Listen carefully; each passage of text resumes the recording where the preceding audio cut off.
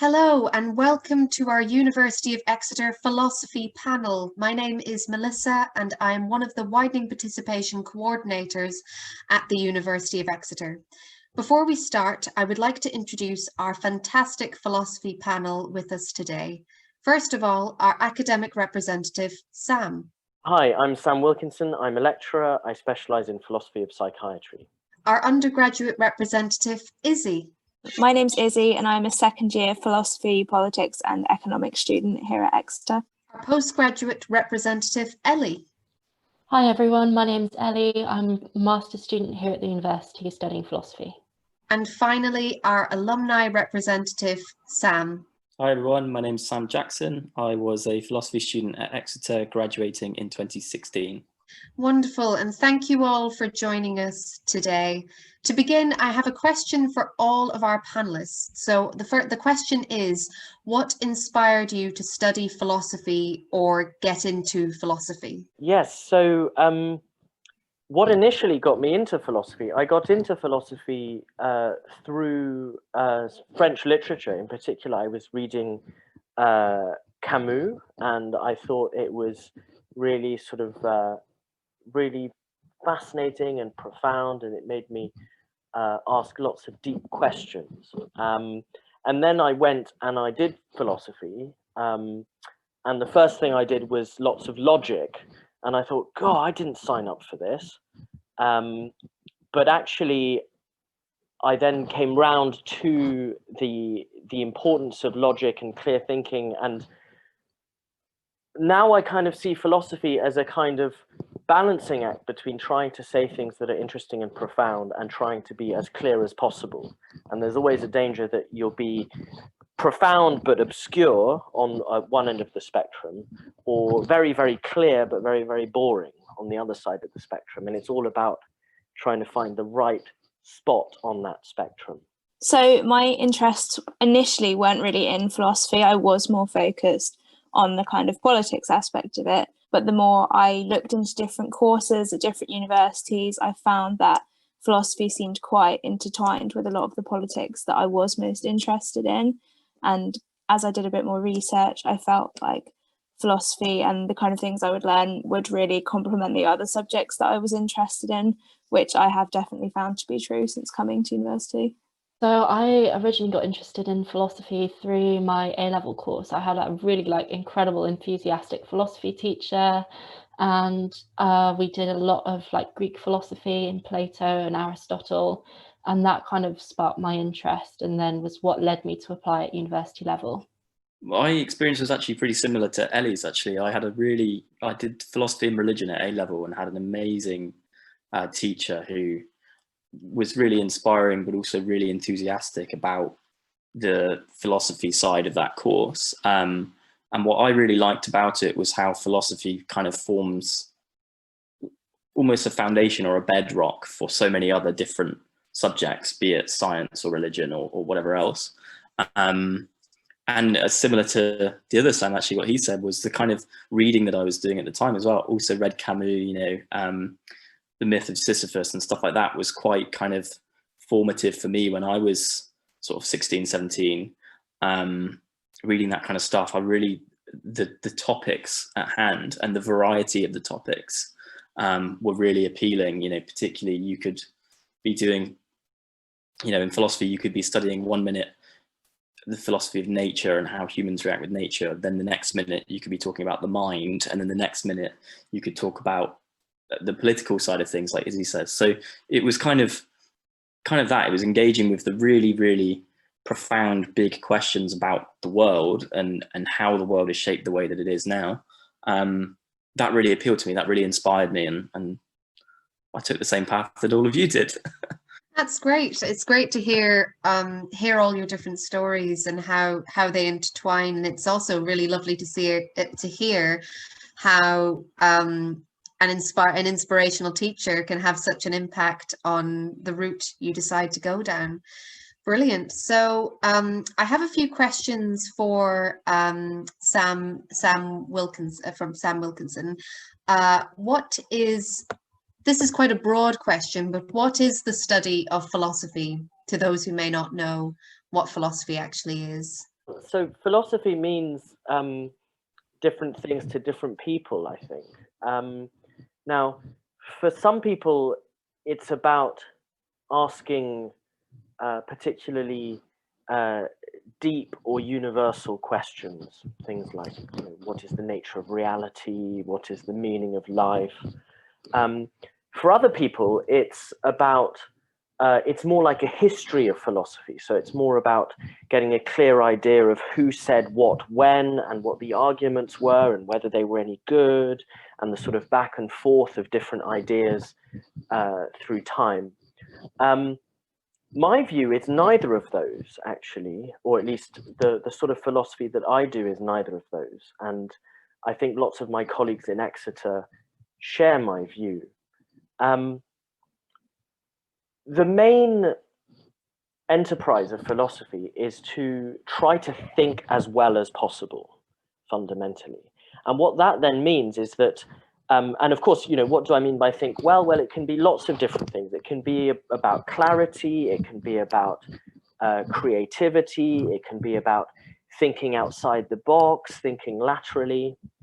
And within that perspective, philosophy can apply itself to lots of other disciplines. So this picks up on something that Sam Jackson said, and that Izzie said as well, that it seems sort of to feed into other disciplines and to be foundational for other disciplines. And that's why the work that I do is often philosophy of another discipline. So I specialize in philosophy of psychiatry, but I've also done philosophy of neuroscience, philosophy of cognitive science. You can do philosophy of law. You can do philosophy of economics. So the idea is I like to think of philosophy as a training that allows you to think well. And that means that there aren't really specifically philosophical questions. There's not exactly a kind of a ring fence around the deep stuff, right? You can actually use your philosophical training to, you can bring your philosophical training to bear on anything. So for example, the COVID pandemic at the moment, you know, philosophical thinking really helps you when you're thinking about the various policy decisions that are being made, what sorts of trade-offs, what sorts of biases might be at play in people's thinking, etc., etc. So yeah, so that's what I think that, you know, I don't want to be prescriptive about what philosophy means, and I think that when other people do philosophy in a different way, that's absolutely fine. But the way that I do it is to think of it as a training that can be applied to pretty much anything, a training in thinking well. What kind of topics do students explore on a philosophy degree? Gosh, well, pretty much anything. One thing I find very interesting is in my philosophy of psychiatry module, quite often students draw on personal experiences. If they've had any history of mental health issues, they will often be motivated to put a bit of themselves into their essay. And I try to encourage that, but to carefully steer that, because of course there's a difficult balance. But it can be anything from sort of mental health issues to questions to do with social media, issues to do with things like the nature of health and illness and well-being. What I'm doing here is listing sort of what I think of as kind of cutting edge and topical issues. So, for example, the role that the internet in general plays in the development of humanity, questions about the ethics of human enhancement. All of these sorts of questions are things that students can look at. There are also more sort of traditional and interesting, more traditional but also interesting questions surrounding, for example, the nature of the self. So what's interesting is when traditional philosophical questions, so-called philosophical questions like the nature of the self, the nature of consciousness, when they get impacted by sort of contemporary thinking in the sciences. So I've recently supervised a dissertation that looked at the neuroscience surrounding the experience of selflessness in the context of Buddhist meditation and in the context of hallucinogenic drugs, and seeing what the neuroscientific work surrounding that, what that tells us about philosophical issues about the nature of the self. So I find that really interesting when sort of traditional philosophical issues that have typically been considered to be only approachable from the armchair, you know, from purely just thinking about them, have actually been touched upon by developments in scientific thinking. I find that very exciting. Could you tell us a bit more about the department where philosophy sits at the University of Exeter? The department is not actually a philosophy department. It's the Department of Sociology, Philosophy and Anthropology. And that gives philosophy within the department a really nice and quite unusual flavor. So first of all, I feel like there are my view of philosophy is quite well represented among philosophers at Exeter, because philosophy doesn't so much become a domain in and of itself; it becomes a discipline. And so that means that we become very good at interdisciplinary work.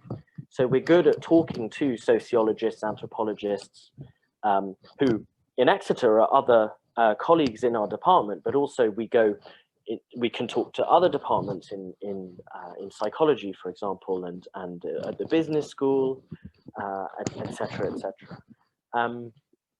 And so there's that kind of methodological spin that comes from housing philosophy within SPA,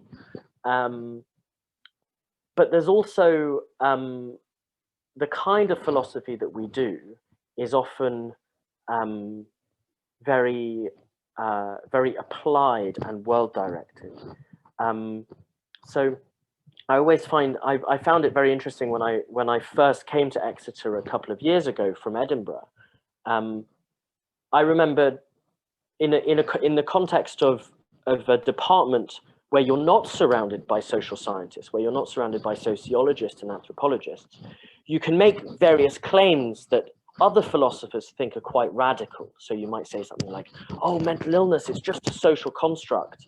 And other philosophers will go, oh my goodness, right? Whereas it's totally mundane. Some of these claims that are totally radical in one context, in one disciplinary context, are totally taken for granted in another disciplinary context. So I think philosophy as it's practiced in Exeter benefits enormously from being housed within the Department of Sociology, Philosophy and Anthropology, both in terms of the way that philosophy is thought of as this kind of training that can be applied to various things, in terms of interdisciplinarity, and also in terms of its real world application. I mean, one of our big strengths is in philosophy of science, but the kind of philosophy of science that we do is very much philosophy of science that scientists themselves are going to be interested in. I remember there was this quip where I've forgotten which scientist, a physicist said,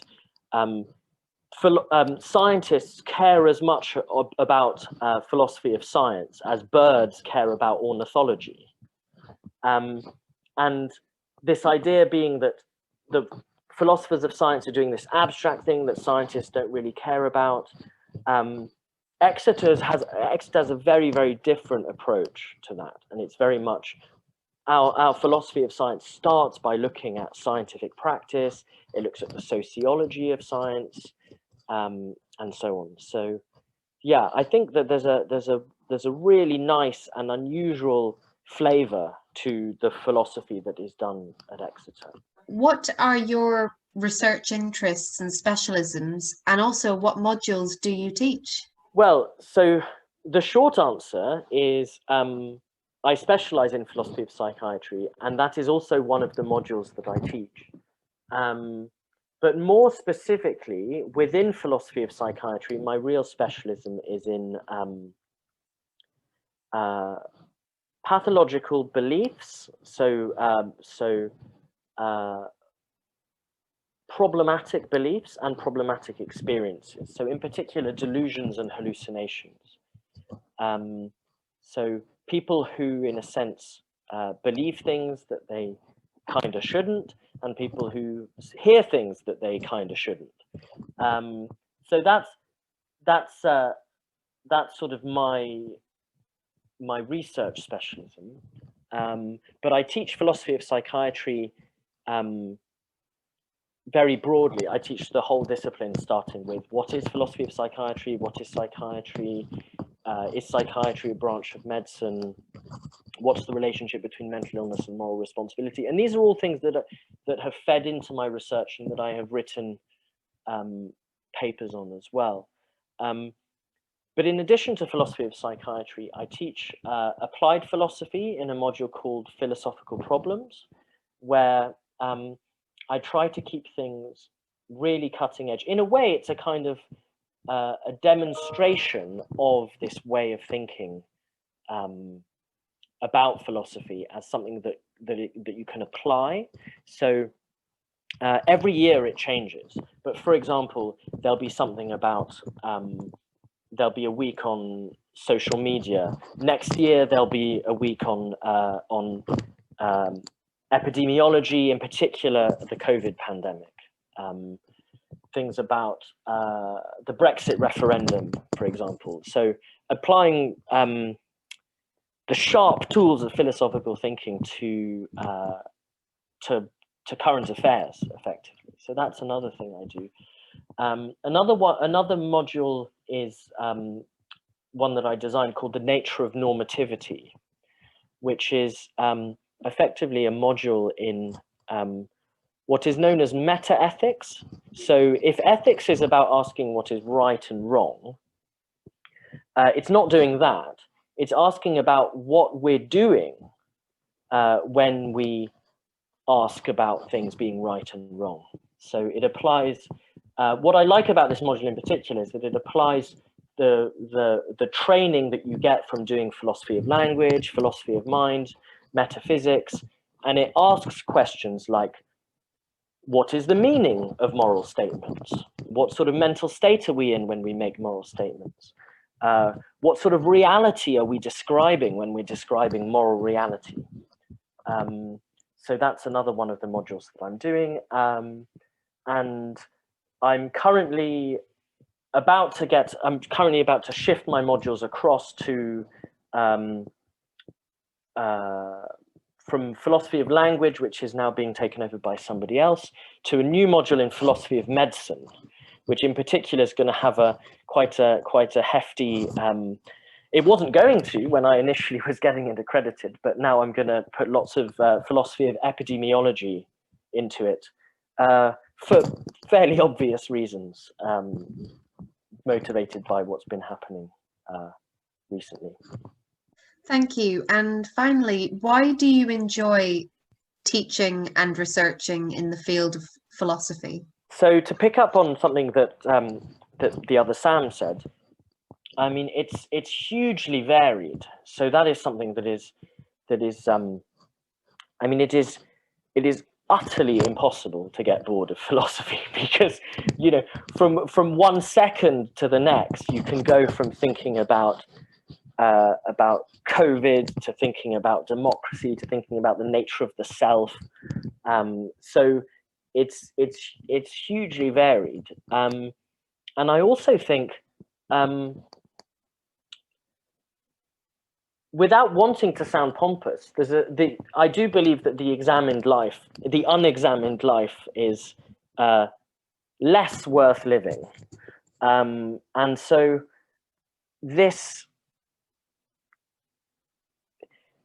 I find it very exciting and important to instill in students, you know, whether they do philosophy or not beyond their undergraduate degree.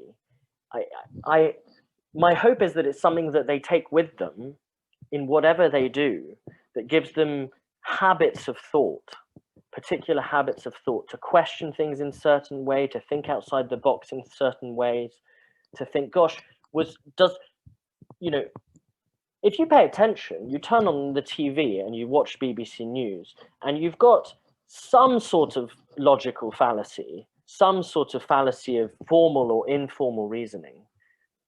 Once every couple of minutes, some claim will be made, and you'll say, that doesn't strictly follow, does it?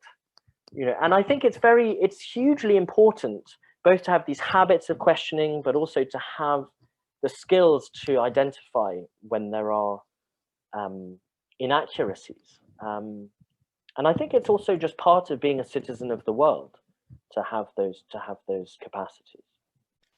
Thank you so much, Sam. That was great. So now we'll be moving on to our student representatives. I have a few questions for Izzie and for Ellie. So I'll start with Ellie, who you did a BA philosophy degree, didn't you?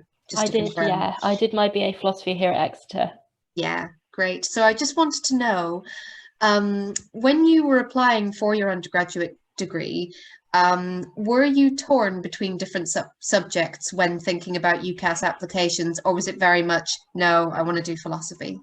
So absolutely, yes, I was very much torn, and I spent quite a lot of time going back and forth between my 3 A-level subjects at the time, which were history, philosophy, and English literature.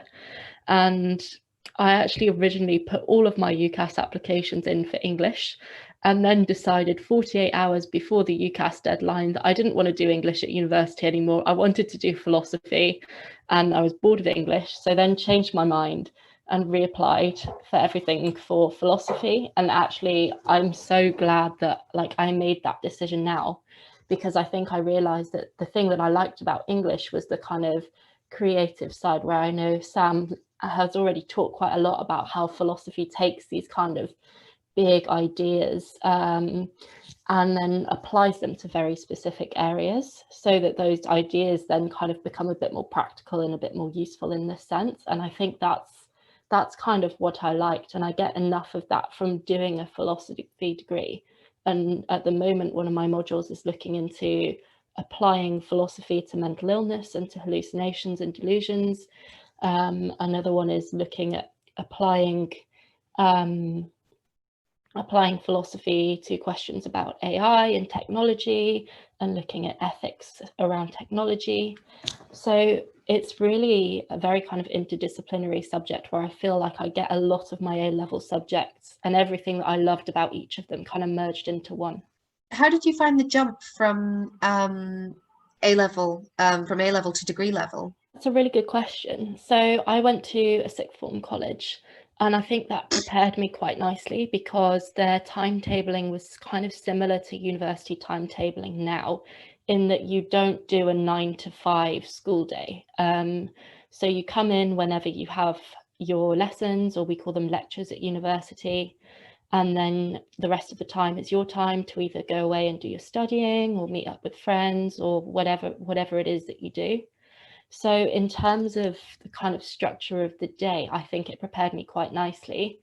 But the thing that I did find slightly tricky, and felt like the philosophy department supported me in really nicely when coming to university, was the readings, and the level of kind of detail and depth that you go into with each reading is not a kind of summary table of here's the pros of the argument and here's the cons of the argument. You're suddenly asked to think about things in quite a different way from what I'd been taught, and I found that challenging. But to be fair, there are lots of workshops run by the department and run by the Philosophy Society that helped with tackling those things.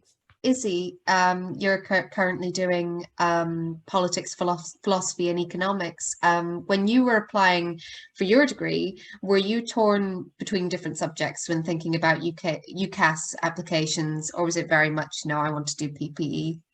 No, I was definitely torn between what to apply for, which I think is kind of why I ended up doing a course that compiles 3 subjects, because I couldn't make a decision on just one. I think initially when I applied, I started writing my personal statement for sociology. So my A-level subjects were sociology, history and economics. So I started writing an application for sociology, but then the more I thought about it, the parts of sociology that I liked were quite closely related to philosophy, kind of questioning methodology and schools of thought. So I thought actually philosophy might be a little bit more for me, but I'd never done it before, so it was quite a big decision to kind of do something brand new at university. But I'm really glad that I chose the philosophy part rather than doing sociology or just politics and economics, because I think philosophy really facilitates the other 2 subjects that I do. And I have got a little bit of sociology within the within the philosophy modules that I do, kind of because of what Sam was saying, because it's in a kind of shared department with sociology and anthropology. I have still got that bit of sociology in there, and I've had to read a couple of sociologists this term. So I think it's kind of been the best of everything doing PPE. How did you find the jump from A-level to degree level? I would really agree with Ellie that the readings I found the hardest part of it, but in first year it's all a very supportive environment. Lecturers are there to help you. They know that it's a difficult transition, which is why your first year is formative, so you can get to grips with the new way of studying without it having an impact or counting towards your final degree mark. So it's a challenge, but I think when you come to university, you're kind of prepared to expect a little bit more independent working than you have in school. And you'll be assigned a personal tutor when you come to university. So there's always kind of this point of contact that you can speak to if you are struggling. So I think they make the transition as smooth as it could possibly be. What are your favourite modules? My favourite modules that I've done since coming to university, so I've got one this year which I absolutely love, called social philosophy. So this is a module in the philosophy department, but it's very kind of nuanced, very relevant. I think one of the kind of preconceptions I had of philosophy was that it was all very theoretical and it wasn't part of real life, but social philosophy is the perfect example of how it is very important to just our daily lives. So the kind of focus of the module is looking at moral agency and blame. So a big topic of it is how far we can blame people in the past for doing things that we now see as unacceptable. So the slave trade has been the main focus of the module, how far we can blame people for their complicity in the slave trade, which is so relevant with Black Lives Matter and the pulling down of the statue in Bristol. It's really relevant to what is happening right now, which is great. And beyond that, I think the modules I've done in political philosophy have been really interesting. So first year, I did a module called Power and Democracy, which was in the politics department, but I believe there is the scope for modularity and selecting modules outside of the philosophy department. And this module has really helped me with my philosophy modules. Then this year I do a module called Political Philosophy, which is run, I think, between the politics and philosophy departments. And they've been really interesting, definitely my particular interests in philosophy. And Ellie, the same question. What have been your favourite modules in both your undergraduate and postgraduate degrees? my favourite module in my undergraduate degree was the philosophy of psychiatry module, and it was actually that module that got me then interested in doing the masters, and specifically doing it at Exeter, because their department is so kind of strong in that very, very niche area of like philosophy of mental illness. So yeah, I particularly within that area got interested in this idea of like philosophy of hallucination, and particularly like visual hallucinations and how that comes about and what we can say about it. And currently I'm in the middle of writing my PhD proposal to do research on that topic in the future. So I think that really goes to show how much kind of the modules that you do just in your second year of undergraduate can really kind of shape and inform where your interests lie and what you want to go on and do.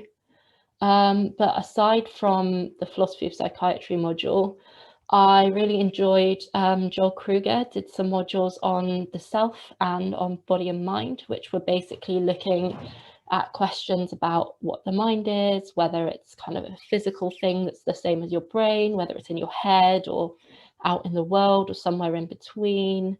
And looking at kind of all of these questions and then applying them to cases of mental illness and to disability like autism, and whether we can talk about autistic minds as being different from non-autistic minds, and all these sorts of very interesting questions that kind of weave together with psychiatry and with ethics. So yeah. Thank you. Thank you so much. So the next question that I have is for Izzie.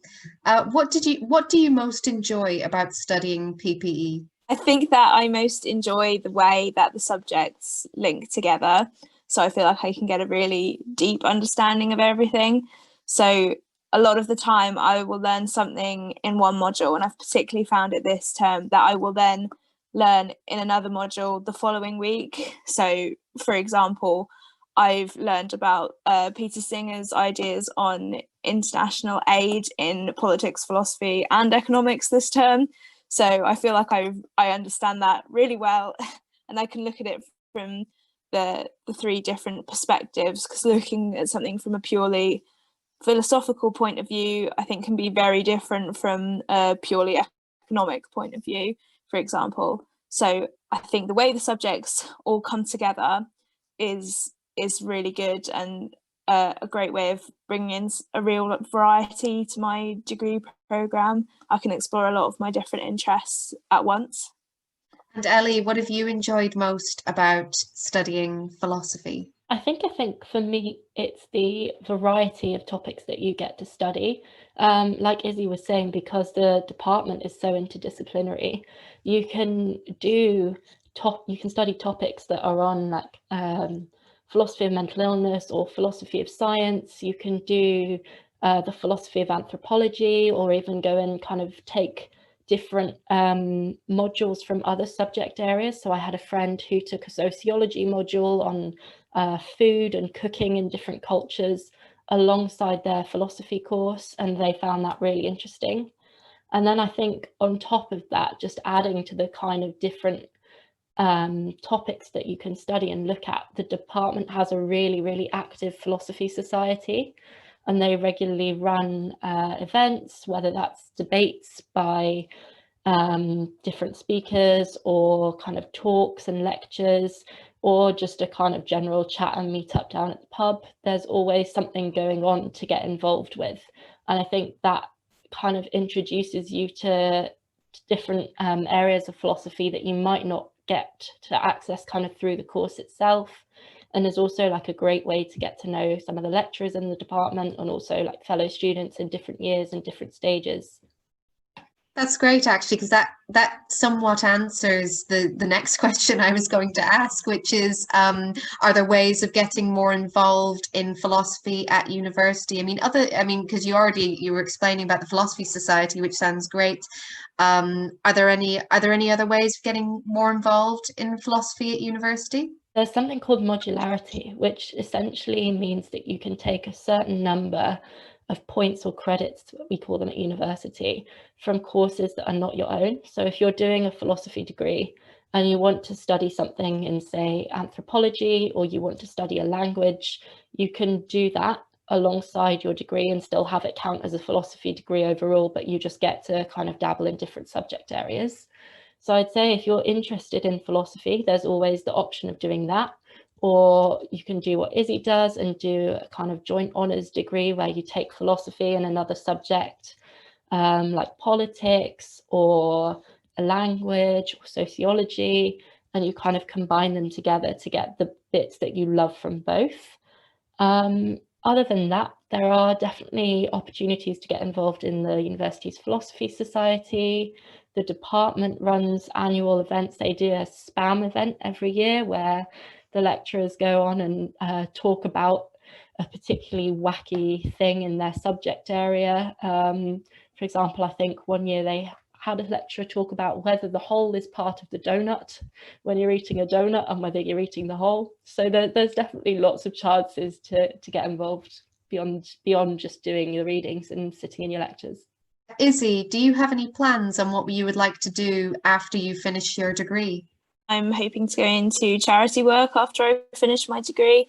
And I feel like PPE has been really helpful in me coming to reach that decision, particularly philosophy, to think about kind of like Ellie was talking about the different minds. So I specifically want to work with people with disabilities. So the thoughts about different minds are very practical and helpful to me.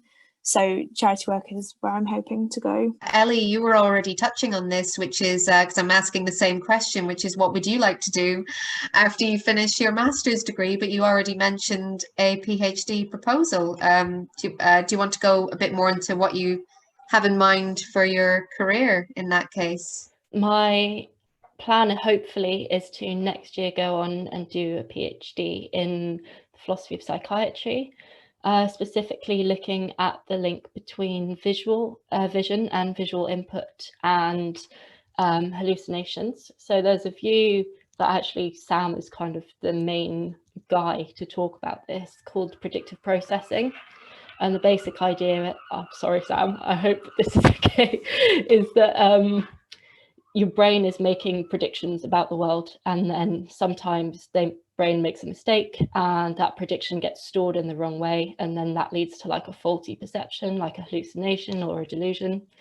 And so my proposal essentially is taking this and taking the fact that there are no cases of congenitally blind individuals with schizophrenia to try and argue that vision is the kind of main thing that we use to make predictions and get information and ideas and thoughts and everything else about the world, and that without this vision we can't even kind of get this idea off the ground. Great, thank you both so much. So speaking of careers, we're going to move on to our alumni representative, Sam, and I'm going to ask you a couple of questions. So Sam, what led you to choose the University of Exeter? It's been several years since I made that decision now. It was about 2012 that I made that decision. And the very typical answer that you get from a student or a graduate when that question gets asked is to do with how beautiful the campus is, which it is. It's a stunning campus. And I was back in Exeter only several weeks ago, and it gets more beautiful, and you know, I'm ever more nostalgic whenever I go back, kind of thing. I really connected with both the campus on a physical sense, but also the kind of the buzz, the vibrancy of the campus itself. Exeter is also a city with character. I really like the fact that it is a city. You know, there's enough going on in it that you're never bored, but it's also by the sea, and it's also got, you know, things like I used to enjoy going down to the Ottery bonfire night, Halloween bonfire night with the tar barrels and things like that. It's got lots of history and character as a city as well. And the university, I don't think I realized when I made the decision how much of a role the university plays in the life of the city, kind of thing as well. I also, contrary to what Ellie and Izzie have said, actually, I made a beeline for philosophy when I first applied through all the UCAS system. And certainly at the time, Exeter was super strong on philosophy. Like, you go on all the leaderboards and things like this.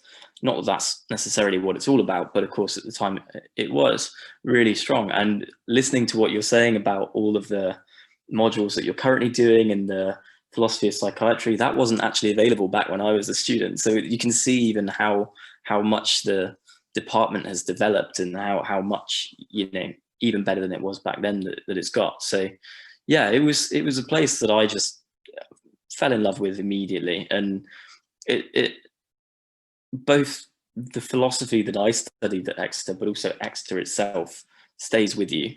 It really, really becomes part of you. It's been my experience. So aside from kind of that initial period of, yeah, I sort of went down for an open day kind of thing and just thought, yes, this is the place that I'm going to spend the next 3, in my case, 4 years. It also, it's nice to reflect on that and go, that was absolutely the right decision, and I absolutely adored it, and I go back every now and again, and yeah, I'm bursting with nostalgia and all of this. So yeah, that was kind of how I ended up at Exeter. It's actually made me think. I'd like to ask Ellie and Izzie that same question as well before we carry on. So to Ellie and Izzie, what led you to choose the University of Exeter specifically? I would definitely give the kind of classic answer that Sam was just talking about how the scenery is just really stunning. And I think it is important to study in a place where you feel comfortable, because even if you really love a university, you are going to be living in that place for 3 years. So you want it to be somewhere where you feel really comfortable. And like Sam said, there is so much to do in Exeter that it is just a really great place to be as well.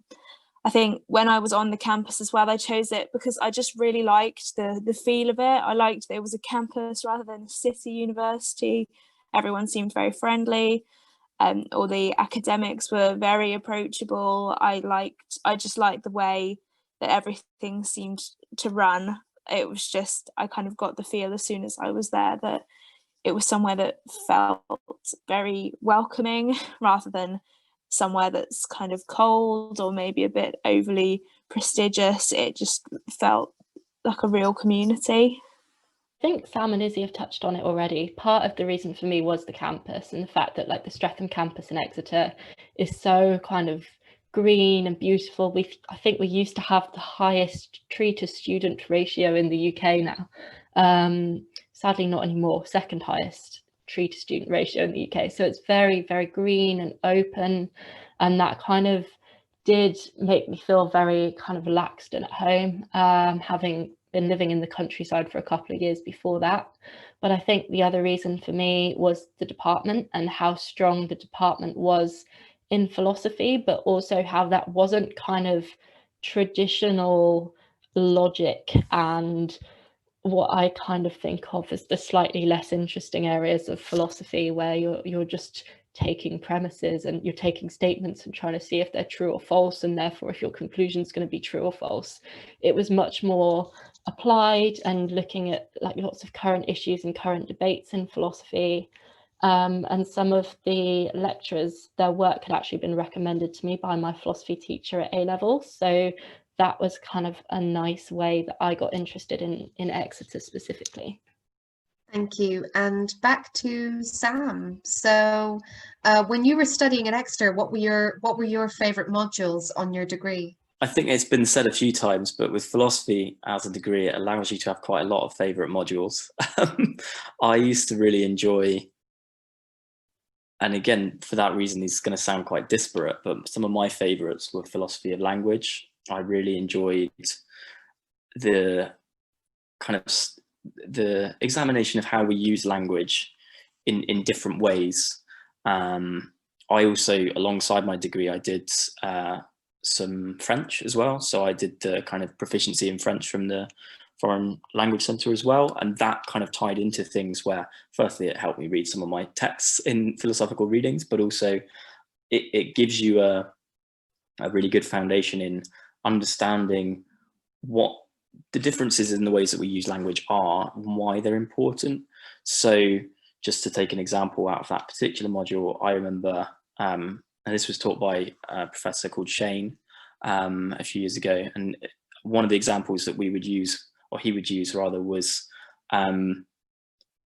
if I was to say to somebody in my class, oh, you know, there's the door, kind of thing, I'm not making a geographical statement about where the door is, the location of the door. What I'm saying is you should leave, kind of thing. And we all understand that, and we all get that, but it's an application of language in a non-obvious sense. And I used to really like that kind of stuff. It also tied in quite well with philosophy of law, which I did in my third year as well. And it's the same kind of principle of there are kind of undercurrents of human understanding that we all understand, but don't spend a lot of time examining, kind of thing. I used to really like metaphysics. I thought metaphysics was fascinating. In fact, in my third year, I wrote a paper on the kind of metaphysical properties of holes and shadows and things like that as well. So I used to grapple with those kind of things and really enjoy that. And also I used to like social philosophy and political philosophy as well. My master's, I stayed on at Exeter to do a master's, but it was actually in international relations, which my philosophy degree really tied in really well in. And part of that was because I'd done the kind of social philosophy, spent a long time doing kind of Hannah Arendt, for example, and authoritarianism and those kind of things, which are also very relevant in today's global political landscape, I would argue. And also political philosophy, you know, Rawlsian philosophy, and how we would build a society if we were to build it from the ground up, kind of thing. Which brings me to my final kind of favorite module, which was I used to like the philosophical readings. There was a lecturer called Jonathan who I did my first kind of, it was in my very first year, philosophical readings. We did a very deep dive into Plato's Republic. And that kind of, for me, I already knew that I loved philosophy, but it distilled for me exactly why I was doing it, kind of thing, because it was proper kind of early, like classical, traditional kind of Greek philosophy, which kind of stuck with me. So yeah, I appreciate that was a varied portfolio of modules, but that was what I used to like doing back in the day. Can you tell us about your career journey since graduating, and what is your current role? Like I say, I graduated in 2016 with my BA, which was philosophy with advanced proficiency in French. And then I decided that I hadn't had enough of Exeter. I was going to stay on. I did my master's, which was in international relations. And that was, like I said, that was really interesting because a lot of the other students on my master's course had come at it from a kind of politics IR perspective, whereas I felt like I was bringing something slightly different to the table with a philosophical background. But it meant that I got a lot out of it. I really thoroughly enjoyed that, doing the master's, and particularly in the context of having done philosophy in the build-up. As part of my master's, I also went on a summer abroad. So I went to the University of California, Berkeley for a summer at the end of my kind of time at Exeter, which was also amazing. Throughout my 4 years at Exeter, I'd done quite a lot of charity work, particularly with humanitarian charities, both volunteering, fundraising, and this kind of stuff. So I was leaning into that a little bit at that point. And again, I think the background in, you know, human rights that we'd done in social philosophy, the political side of things as well, it gives you such a good foundation and a good way of observing the critical issues in all these different interdisciplinary areas. One of the things that Sam said earlier on, which I completely fundamentally agree with, is that I've always seen philosophy very much as a skill rather than a subject. It's a thing that you learn how to do by doing it. And so for my career, it really developed very organically. So I sort of on that foundation, you know, using those skills. So once I finished my master's degree, I then went into the charity sector, but for a third sector company, which was based around charity challenge events. So, and they were like adventure travel based. So I spent 3 years working my way up to be an operations manager. So it was actually students and young people on adventure trips all over the world, to raise money for various different charity organizations, which was amazing. You know, I traveled to 5 continents and all this kind of stuff, and I worked with people all over the world. And part of the thing that the benefit that I got out of my degree for that was like I say, things like language, how we communicate with one another, how, you know, things like degrees of cultural relativism and how different cultures interact with one another, and those kind of things where you don't really get taught that anywhere else. You know, it's in philosophy that you find those things, and they really benefited me. Obviously, with the kind of global events of the past year, working in adventure travel suffered quite a lot, so I'm no longer doing that, unfortunately. But what I've been doing since then is in sustainability. So I worked on an event for a organization working in the climate movement, so tree planting, offsets, those kind of things. And I worked to kind of bring together loads of kind of people working in the climate space, basically, be it academics, you know, people as CEOs and things like this of sustainable organizations and stuff. I worked with them on a virtual event that we've been putting together, and that happened a couple of weeks ago. And I've just actually this morning accepted a new role with that organization. So I'm going to be starting there as the Climate Impact and Partnerships Manager to work with the local sustainability projects. So projects where trees are being planted or climate positive technologies are being implemented and things like that.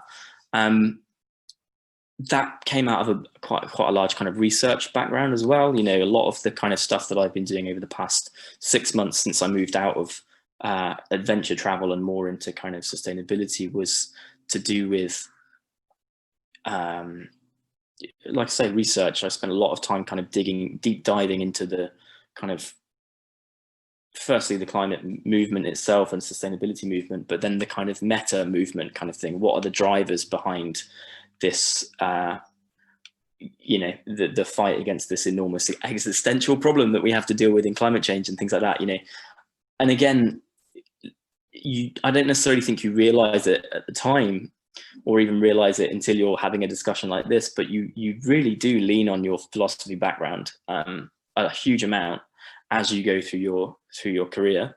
And for me, you know, even both on a kind of on a micro level, you know, the fact that I now work in the climate industry, the climate movement is relevant to the fact that I did the philosophy of nature, and I was really interested when I was a student, and it's something that I'm hoping to explore again in future study, the relationship between humans and nature and the self and nature and that kind of thing.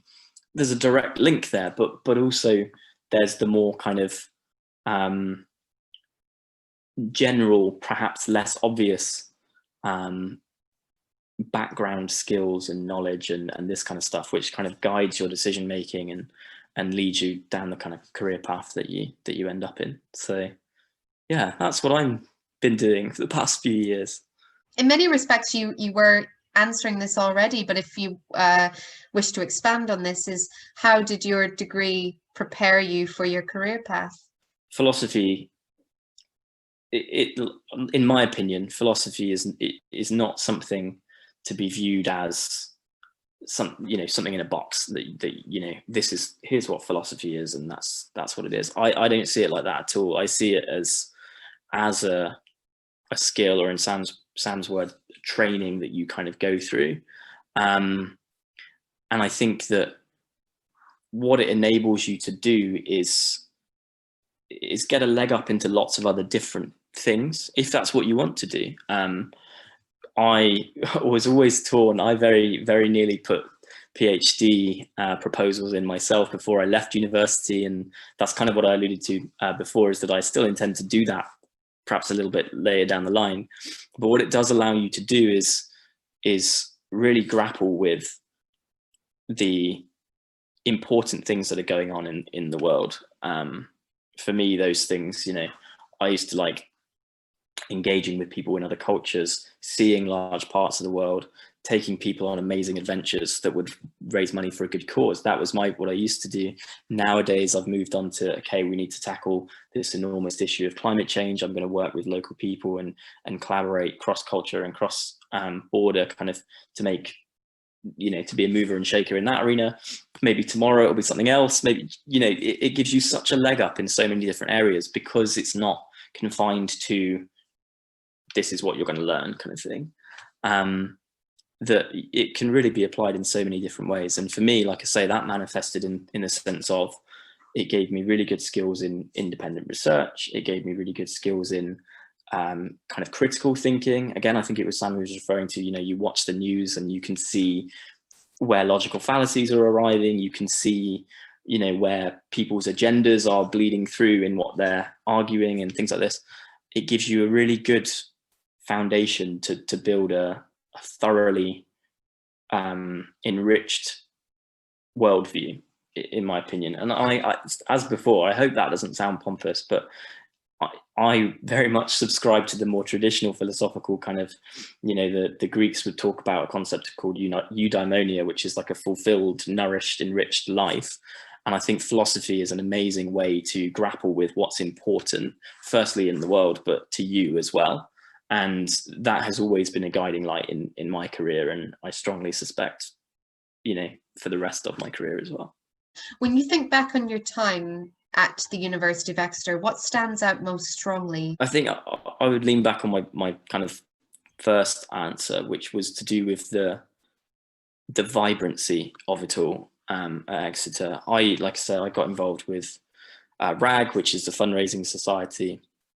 I did some things with the welcome team at the guild and things like that as well. There was a housing team as well. I don't know if there still is or not, but there was at the time.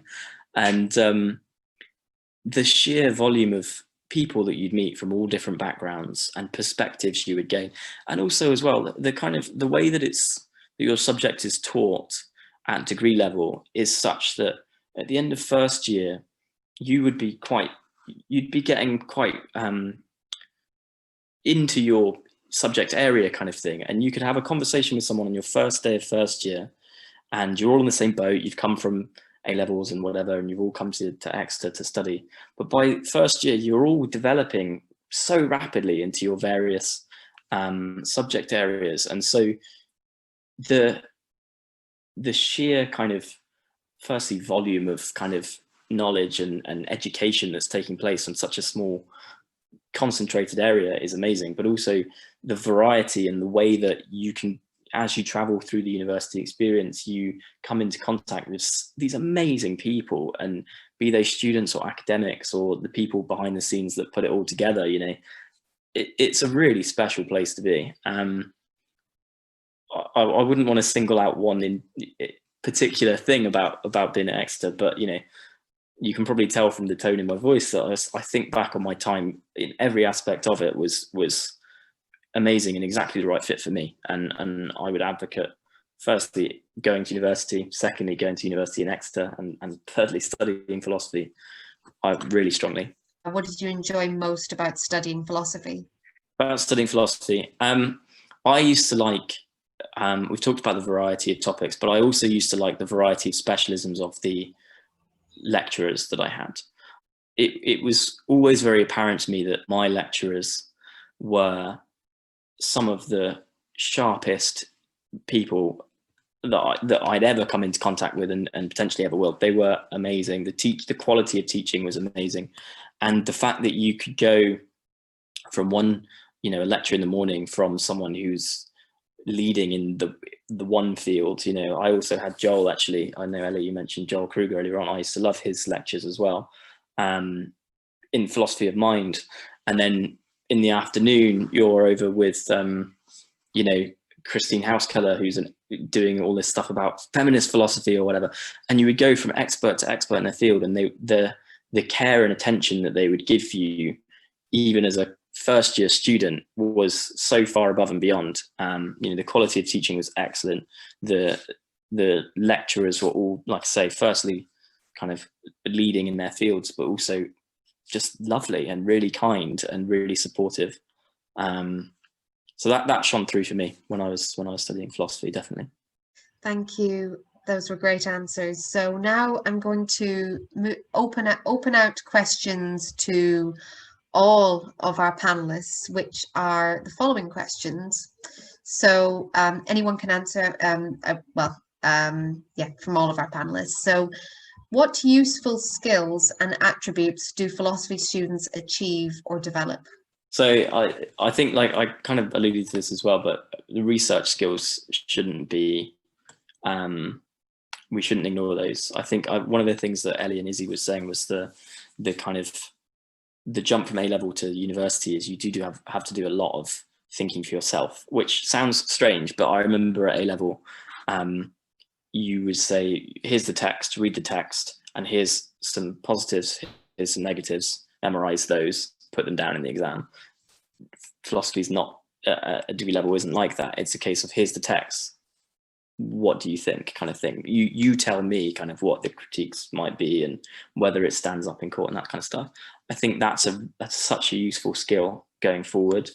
And I think as well, just the examination of those big concepts like ethics, you know, we've hardly touched on it in this session actually, but you know, something like that, the philosophy of morality is such an important thing in life in general, that examining it as a topic gives you the skill for kind of evaluating, you know, things that happen in the world on an ethical basis and things like that as well. So I think the research base is one thing, but also those critical skills, kind of evaluation skills, firstly, I think are really valuable in general, but also, like I say, in my career particularly, have been really, really valuable as something that you can apply to pretty much anything.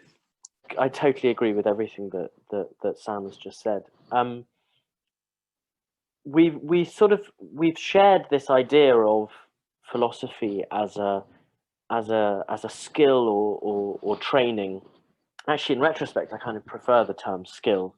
It sort of sounds somehow less kind of stuffy and restrictive than training. But you know, when I think about the people that did philosophy alongside me when I was an undergraduate and the things they've gone on to do, and you know, they've gone into business, they've gone into finance, they've gone into advertising, journalism, law, and every single one of them has said that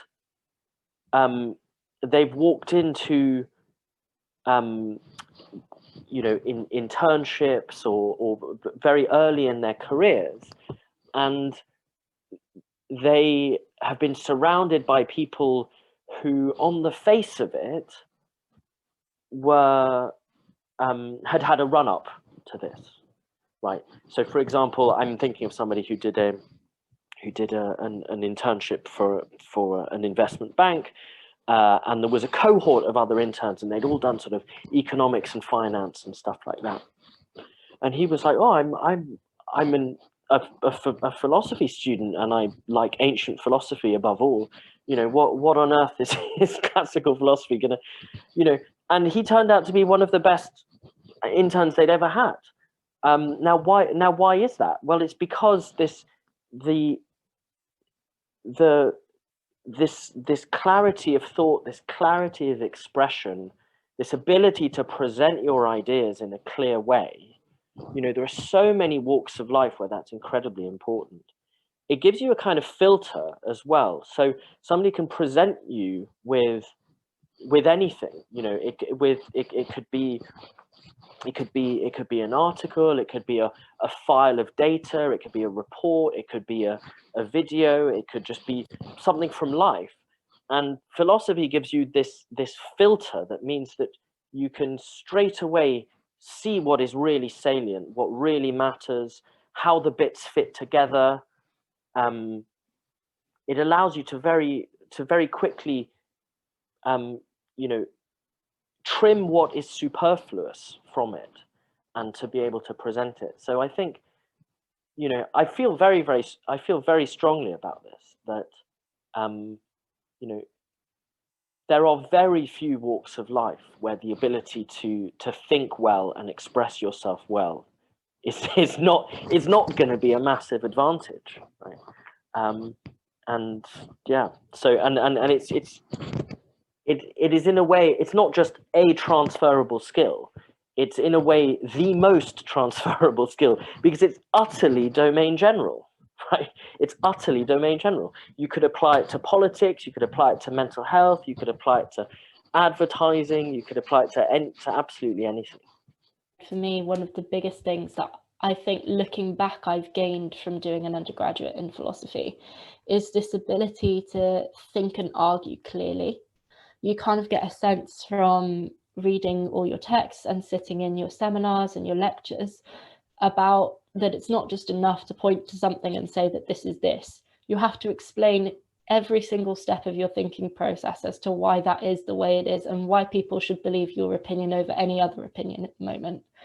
And it's a very, very tricky thing to do, and I'm still trying to master it. I'm still learning, but I think, like both of the Sams were saying, it's so applicable to any area of work, whether you want to go on and go into further study, or you want to go into business or banking or politics.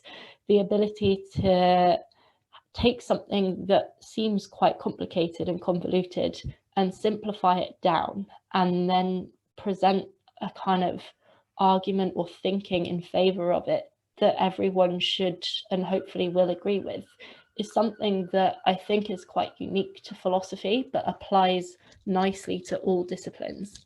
Studying philosophy gives you a really good skill in strengthening your arguments. Like Ellie has just said, you have to back up every claim that you make, and every day we make claims and give opinions that we might not have thought through properly, or when challenged we can't give a substantial explanation towards. But philosophy really helps improve your skills in doing that, which is very transferable, and it's really helped me to write politics and economics as well as philosophy. Something really that seems really, really trivial, right? So if you look across at so many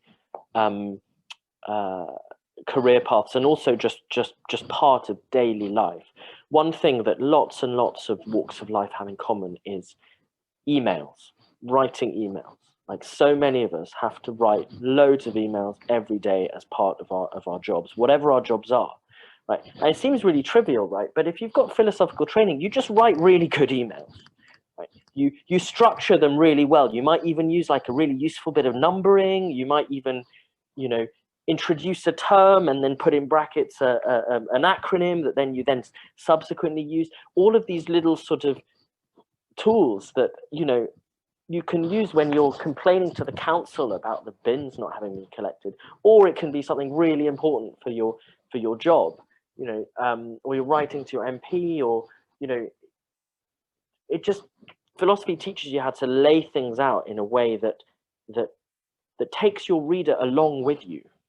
It's all about you grab their hand and you take them every step of the way, and I think that's something that I wanted to anchor it in something as trivial as just writing emails, and it does just make you really good at writing emails. Just wanted to add to that as well, actually, that one of the things that you don't really realize as you're being a student is how much your skills in those kind of areas is developing as you study.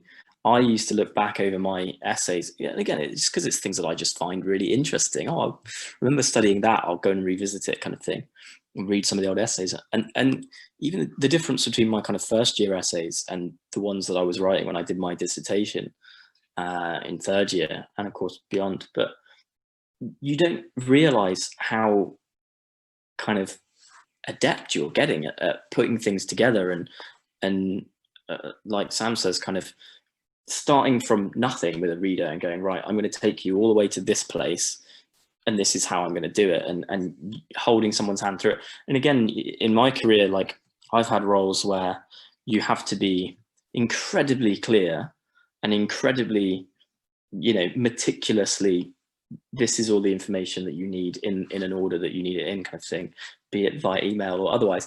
But if you write an essay, they won't read it.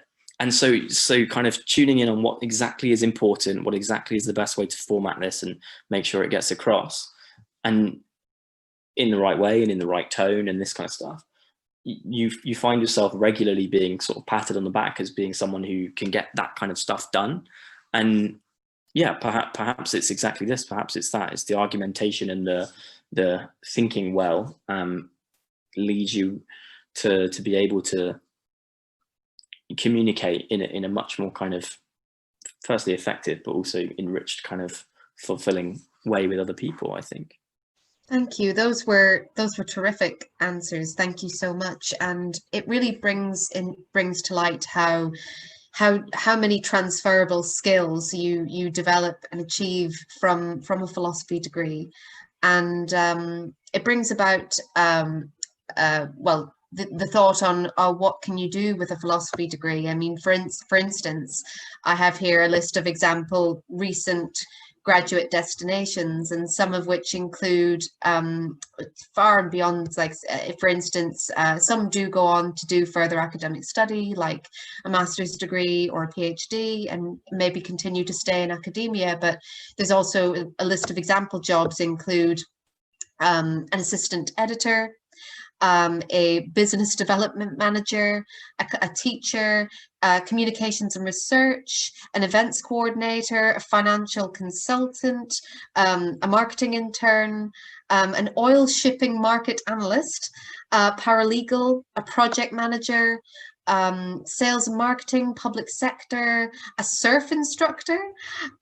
This is some of the most broad graduate destinations I've seen. A trainee underwriter, a trip leader, and yeah, financial advisor.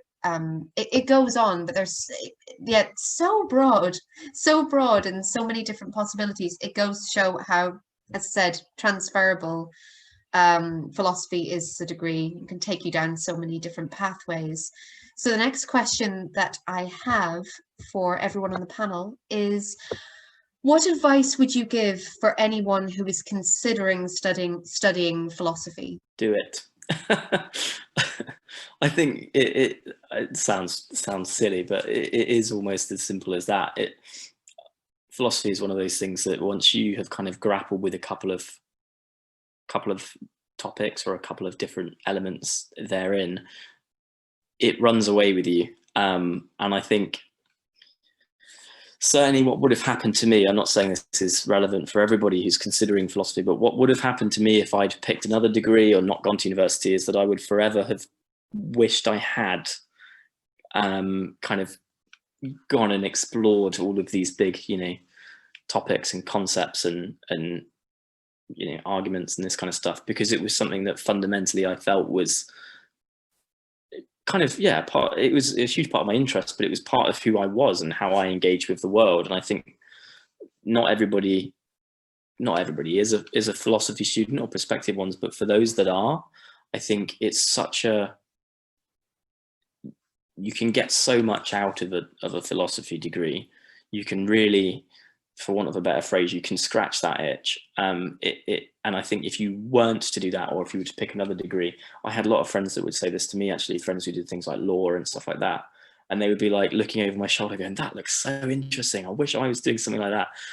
And for me, I would have been that person. If I'd have picked something else, I'd have gone, I should have done philosophy. So if you're considering it, if you're thinking about it, if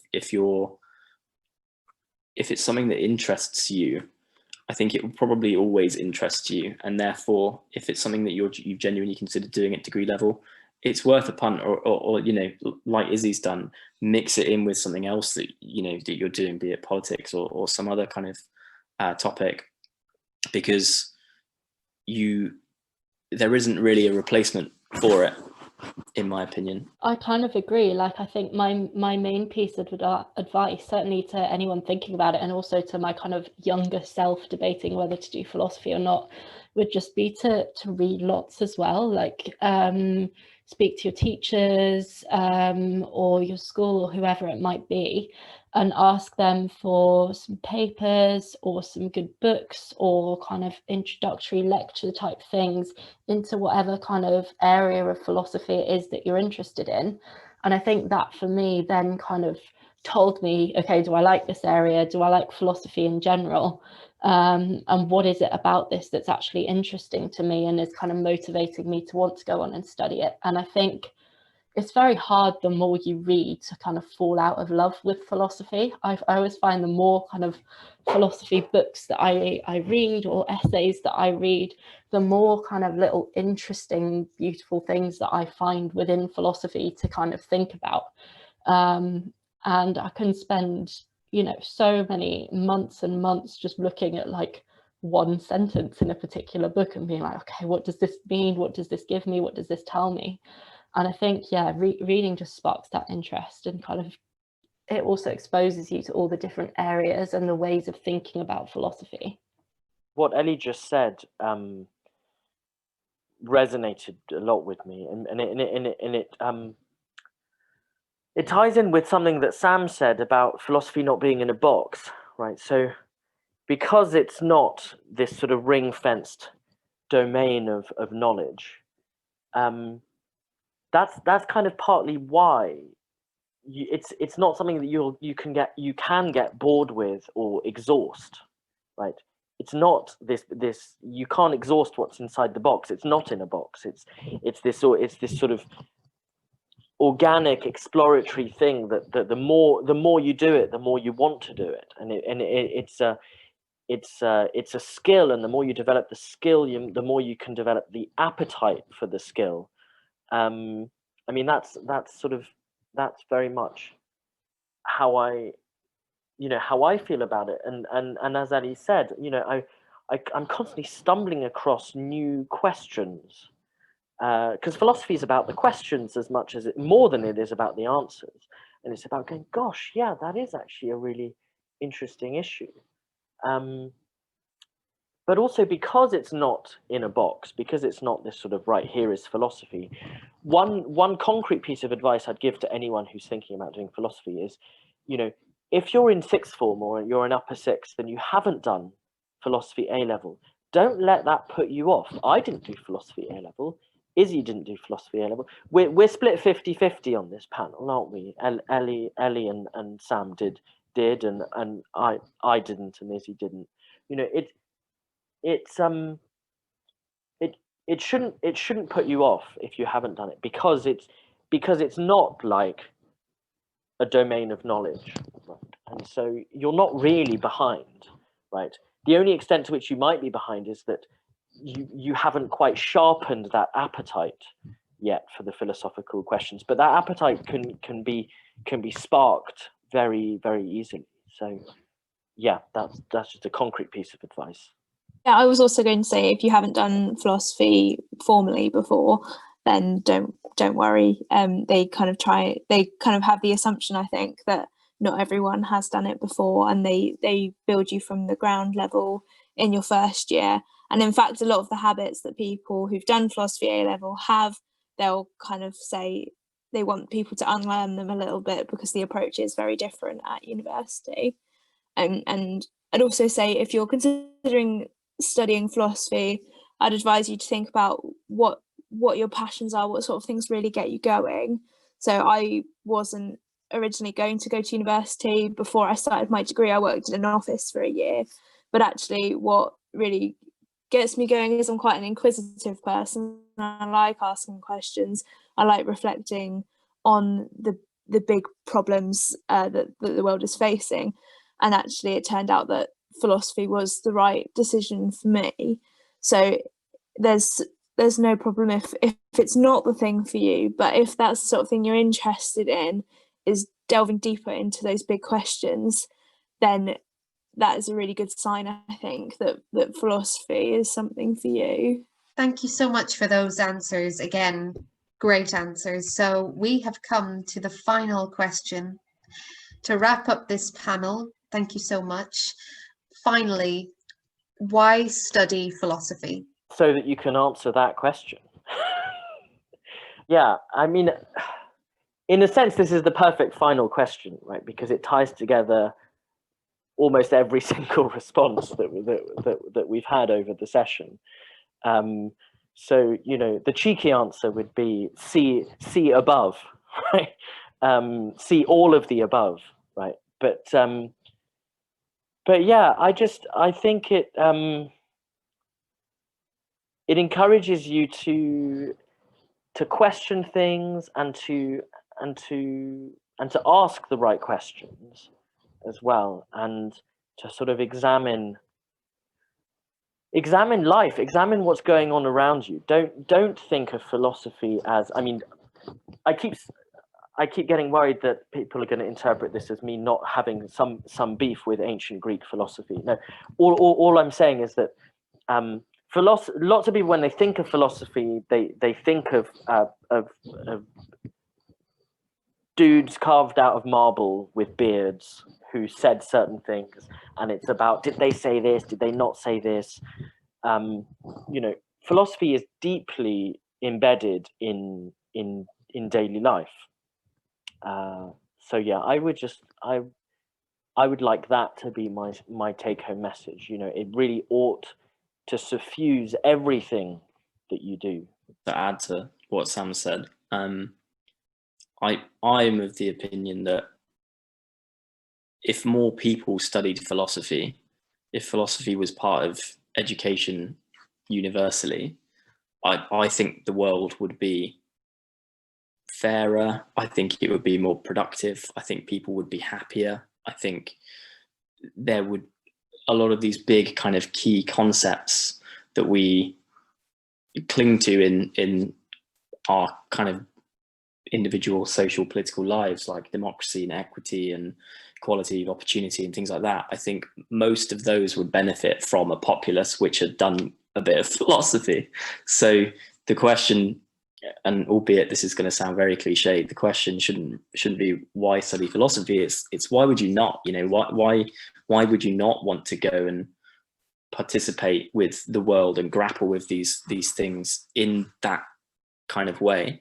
Why would you not want to add that kind of string to your bow, kind of thing? And yeah, I mean, we've covered a huge amount of ground in this session, but all of that kind of, you know, all of that applies. You know, you can choose a topic which is, or you can, you know, choose one particular thing like the philosophy of psychiatry and drill down infinitely far into that topic, or you can have something more varied and you can make of it what you want to do, and do what I did and see it as more of a skill to take with you on a different journey. You can do any of those things, and like I say, I think if everybody, or if more people did it, I think it would genuinely benefit society at large.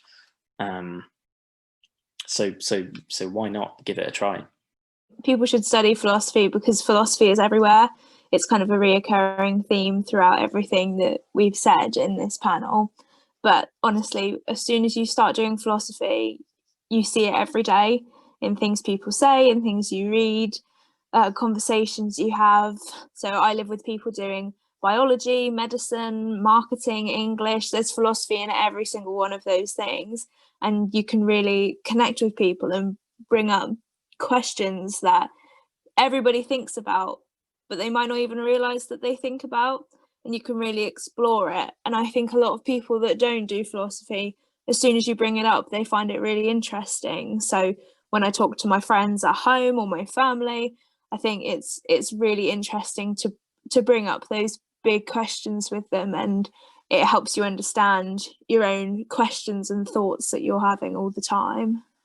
Yeah, I agree with everything that everyone has just said. I think even for me personally, you can't even start to ask the question, why study philosophy or why not study philosophy, without getting caught up in doing philosophy and looking for those reasons in the first place. But I think what the study of philosophy gives you, rather than kind of just sitting and thinking about philosophy, is it gives you all of these different broad areas where you can apply your thinking and you can apply your interests to, in a way that kind of, like we've all said throughout, makes your arguments and your thoughts and your opinions really clear and really concise. And I think it makes these big topics like ethics and artificial intelligence and mind quite accessible in general, because the more that you think about it and break it down into kind of simpler concepts, the more nuanced, but the more simple it becomes. So it becomes broken down into lots and lots of different chunks, and then you can break it down further and further and further, and you can go as small as you want. And I think that's, for me, why you should do philosophy, because you can take whatever you want from philosophy. You know, if you want to stick with a nice kind of broad overview of mental illness, you can do that. But if you want to pick a very, very specific thing within mental illness and look at that, then you can do that as well. So it becomes a question of why not rather than why. Those were great answers. Thank you all so much for being here today. This concludes our philosophy panel. You've been wonderful panelists, and to those of you who are tuning in to this panel, thank you so much for joining us. If you would like to find out more about philosophy at the University of Exeter, please visit our website, and you can find out more details about the different philosophy programs that we offer.